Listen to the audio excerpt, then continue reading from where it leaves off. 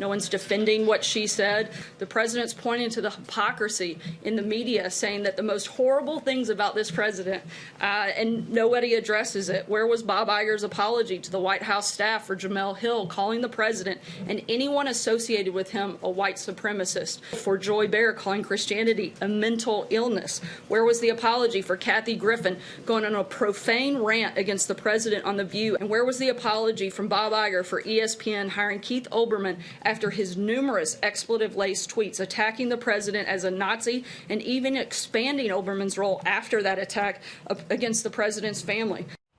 That was interesting tack from Sarah Huckabee Sanders, and the president decided to tweet about 12 hours after Roseanne blew up her career with the racial tweet that she put out. The show was canceled. And the president went out and said, oh, by the way, where's my apology from ABC? Well, look who's here to help us sort it out. Diamond and Silk, live and in the flesh. Thank you for being here. Oh, thank you all for having us. And you're going to be cooking with friends a little bit later, oh, right? Absolutely, yes. Pudding. Oh, yes. Delicious. So wait. What's your reaction when you hear Sarah Huckabee Sanders say that? Well, she's absolutely right. You know, the president has been really... They have assassinated his character, tried to the left, and there's no apology. Right. And then Roseanne tweets out something that it was derogatory, it was offensive. She apologized for it, and the left just loses their mind. Yeah. We don't like the hypocrisy. You know, no, we don't like words that's being used, okay? But those words are used from black people on us. I mean, black people call us monkeys, coons, Uncle Toms. They do it all the time. The left don't holler about that, but as soon as Roseanne, who happens to be a white woman, tweeted out, oh, you're a racist. Yeah. Well, see, racism is just not one-sided. Right. We got to look at all sides. Nobody should do it, and I don't care what color your skin is. And the sad thing is that the person that's crying racism the most is the person that's the race baiter. That's the person that's putting out the racist comments and so forth to us. If you go to the Diamond and Silk Wall of Shame, you will see a lot of racist comments made towards two black females who love God, love this country, and love our president. And they're calling us all of these derogatory names, including monkey. Well, I will just add this, too. Roseanne must have been watching you because you were on with Neil Cavuto yesterday. She tweeted at you guys, right? Yes, she did. And you know what? I don't care. She thanked you. Yes, because I don't think she should be, I don't think anybody should care to assassinate her. She made a mistake. That's right. Okay, all right? She made a mistake. And this is a teachable moment. This is one thing that I like that Valerie Jarrett said. This is a teachable moment. Okay, let's teach. Yeah. Okay, we're going to have to teach people, listen, you don't get to call other people names.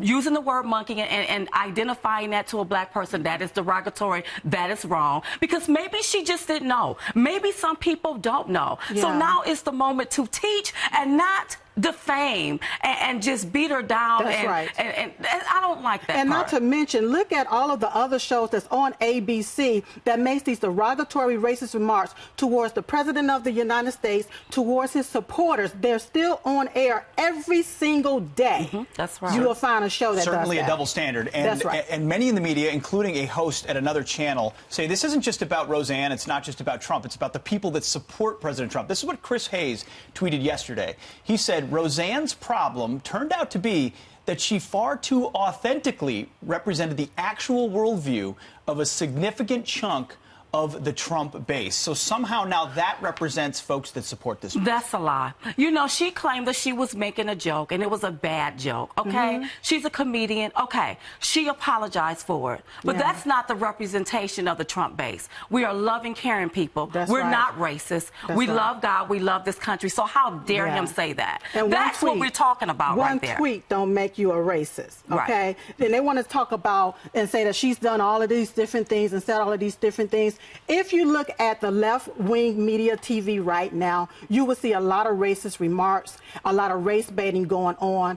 Once again, people are hypocritical when I look at the divisiveness that's going on from the left. They sit on these shows and they call our president a racist. Or a Nazi. And call Diamond and Silk a Nazi. You know, we're not racist. Our president is not racist. He is a realist, and the only color he sees is green, and he wants everybody to have That's some right. of it. All right, media is now attacking great. Melania. She hasn't been out in public since she had the surgery a few weeks ago on the 14th of May. This is one of the headlines for Time. Melania Trump tweets she's feeling great. She hasn't been seen publicly in weeks. CNN says Melania Trump hasn't appeared in public for 20 days.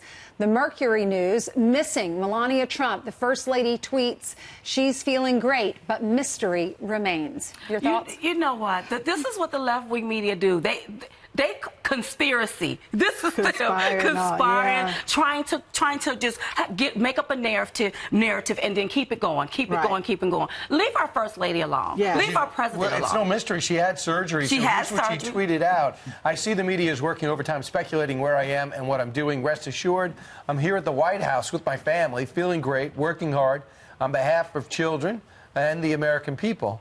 And she also has her relative, her parents who live close by. Wow. Why is that hard to believe? Barron, by the way, plays soccer. He practices 4 times a week. I'm sure she wants to be a part of that. She's a hands-on parent. And on weekends, he's got 1 or 2 games. So people, she does do normal stuff. She do normal stuff. It's not hard for us to believe it, but it's hard for the left to believe it. It's hard for the left to believe that we really have people now in that White House that's working for the American people, and I love it. That's right. And you know what's underappreciated? They have a soccer goal right outside these windows, right outside the Oval Office, which Barron better be accurate, or it's going to cause a national stir because it's going to break a window.